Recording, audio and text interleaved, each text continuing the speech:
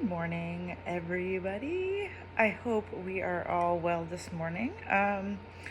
So as you can see from the title, I'm talking about your word for the year. So something that really embodies. It can really be anything.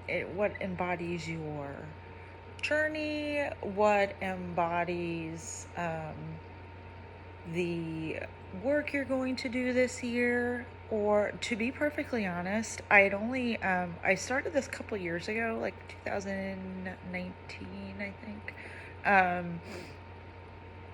And like I got the gist, like I knew what it was, but I didn't really have anything I was really working on, so I would just pick a word that felt really, really good. It would give me the tinglies and, that kind of stuff. So, and by the time I got to the end of the year, it's funny because it definitely did, or the year definitely was, or taught me, or whatever, this word, but not in the way, not the way I thought it would when I set the intention. For instance, beginning of 2019, I think is what my word was, freedom. And I remember that because, not because I wrote it down, not because, I made a big deal about it during the year on social media, but I remember because that was going to be the year that I broke free from corporate America or retail, whatever, right? Because I'm not built for that anymore. It just doesn't work. And so I was really going to get my business off the ground. I was going to be gone from my retail job, right? That was my freedom, right? To make my own schedule. I could go see friends and family whenever I wanted, whether for fun or if it was an emergency. I had total control over my life in that respect. I had the freedom I could take time off if I didn't feel good one day, so freedom like that, right? That's the way I set the intention. What really came about by the end of the year was I had really learned to free myself from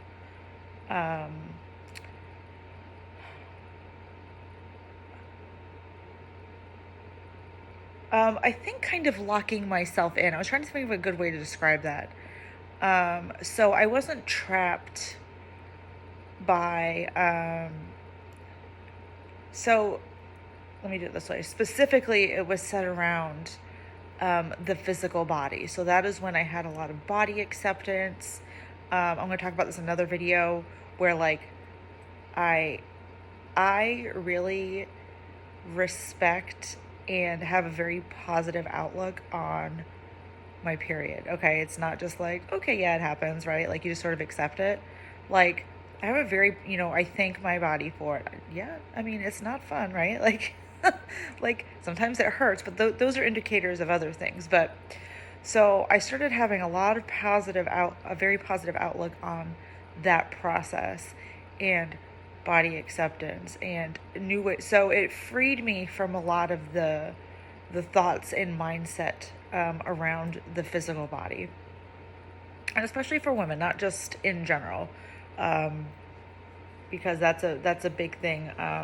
That's a big issue surrounding gender, female. So, so that being said, which does what, right? That leads you into the word last year then was focus. And I thought that was a little bit of a weird word for me, but that I said, that's the one that felt right. That's the word we went with, right? So, and I'm still learning exactly how, so I do know, right? Inside of me, I'm okay, I already know what it is, but I haven't really found a way to verbalize it yet. I'm still kind of, kind of recounting and, reflecting on last year. But there was definitely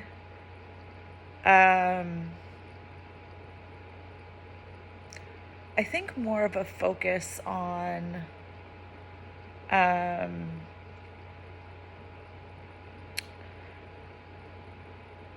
what do I need to do now? So I had that whole year of freeing myself from a lot of things, not just the physical body stuff, but a lot of things. I would say mindset, thought processes, and mindset.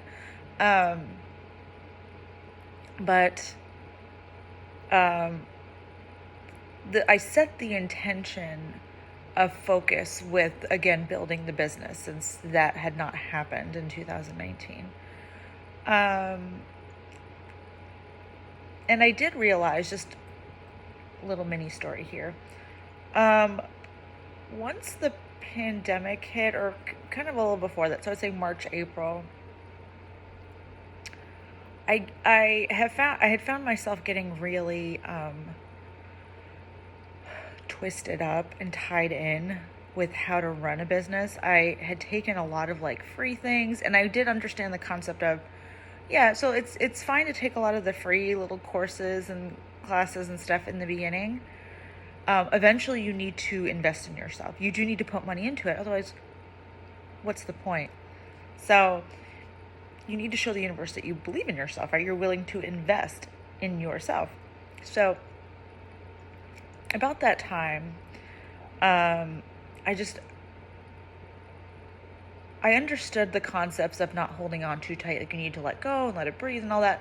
But it's hard, right? Like, while you're trying to learn that, it's hard, and then you get hard on yourself because you know better, right? So I started being a little bit more intentional. I go through cycles of doing meditation, so I don't hard and steadfast do it every morning like I probably should, but I did, and I had started getting messages about play, which is essentially a part of manifesting. So just not worrying about the building so much, it was to enjoy the journey. Go out and do fun stuff, because that is also a part of the manifesting process. Sure, you can have a lot of manifesting stuff from your home, but if you can get out and do stuff, it's going to have you find new places, meet new people, like new connections, right? Like, it all leads to new stuff. Now, obviously, I know at that time of the year we weren't going out anywhere. But when I could, I did. So even like to the park, so not to like public places so much, but to, like, outdoorsy things, to the park. Or I explored different things, like I tried to do hobby things, things I hadn't done before, read different books, right? I started to do some different things, and then that's where I just started sharing things I learned that connected with me, that kind of thing, without worrying about how can I monetize this, because I really, really feel this is going to be helpful to somebody. How can I make money off of that? And that's what I really had to get away from. So that's an excellent like focus, right? To maybe take the focus off of that, focus on something else, right? So that was my focus year. So this year, I finally found my word. I was like, I need to start narrowing it down. Once again, the universe is in control of that, by the way. So if they don't want you to figure out your word till February, then that's the way it is. P.S. So I got my word for this year, and it's family. If you saw a post I did this morning, it was a tarot post, and then I did one with a couple of little kid pictures of me. Family has come up very big today, for me. P.S. If you're watching it today, it's January 8th, 2021.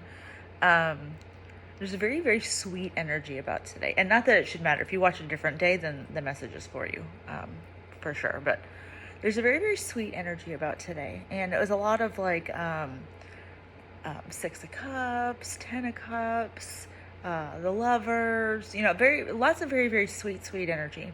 I even had, I don't know if I can show this without the whole thing falling out, like the Soulmates card came out, but also like happy, right? So lots of very sweet, sweet energy.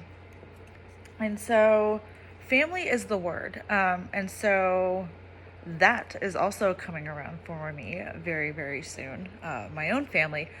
But my cousin also messaged me today, and we don't talk super often.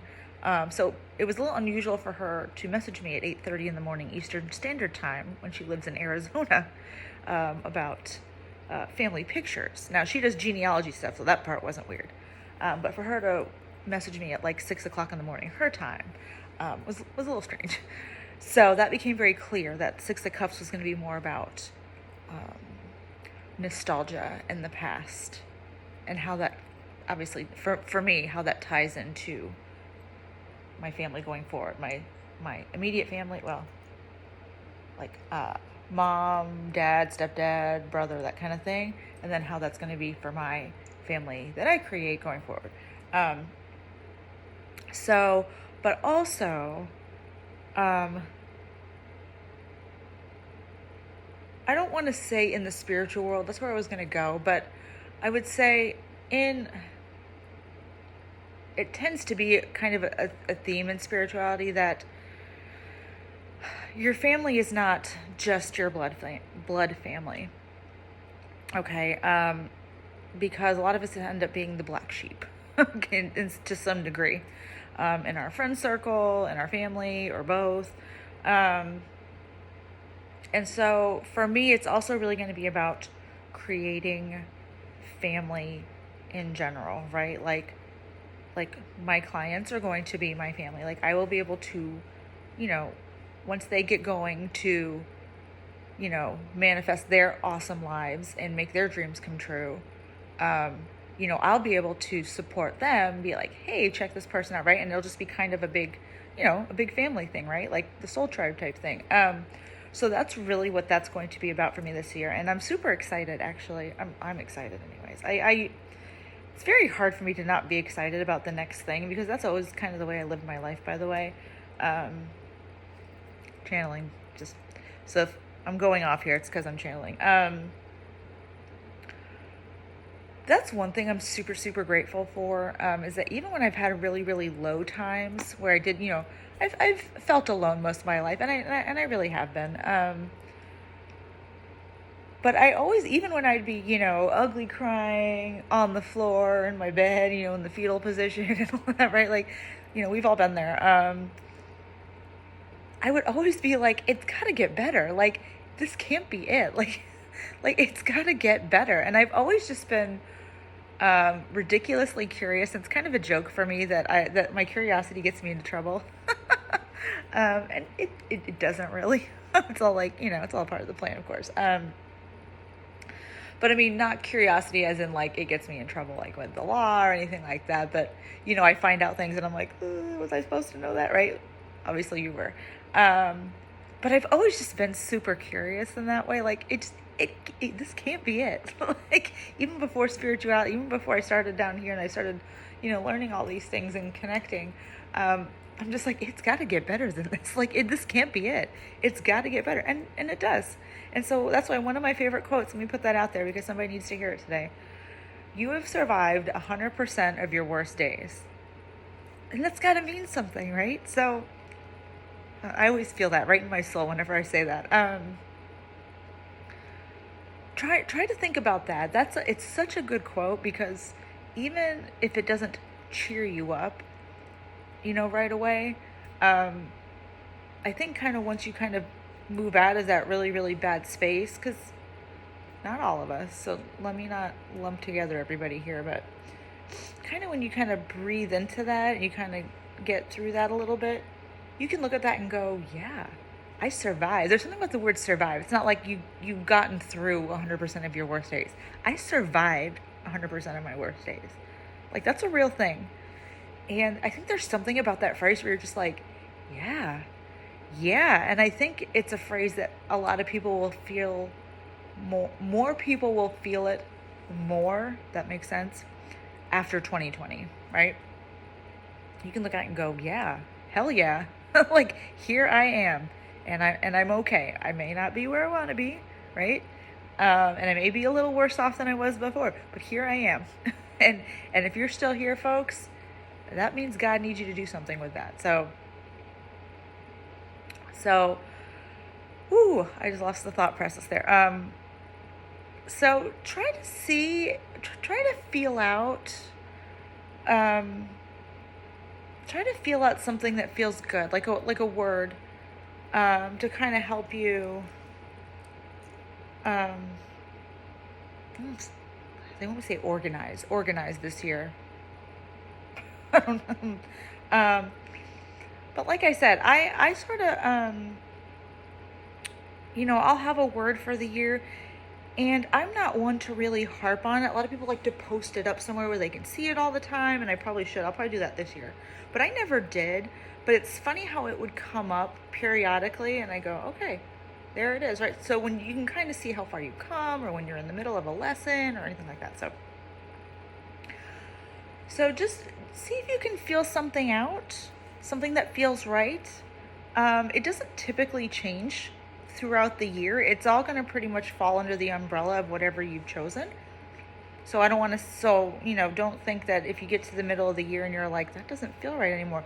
See if it links together, because it probably does. But if it doesn't, that's fine. That's a part of your path, and that's a part of your journey. But I like these words of the year because it does kind of help us as human beings to kind of go, okay, that makes sense, right? Because it will all lump together. If this word is something you feel in your soul and it feels right, it just feels like, yes, that's going to be this year. That's really how it's all going to fall into place. So, you know what? I mean, there's no accident. So,